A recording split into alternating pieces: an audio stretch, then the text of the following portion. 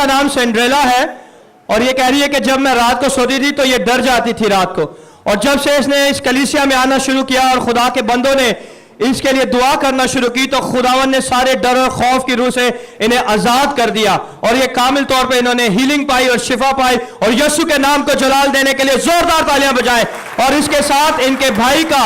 जो पासपोर्ट था वो फंसा हुआ था और इसी जगह पे जब इन्होंने दुआ कराई तो वो पासपोर्ट, जब उनकी जॉब एयरपोर्ट में पक्की हो चुकी थी और पासपोर्ट वहां से रिलीज नहीं हो रहा था, तो खुदावन का शुक्र अदा करते हैं खुदावन ने उसे भी मुमकिन किया। जोरदार तालियां बजाएं।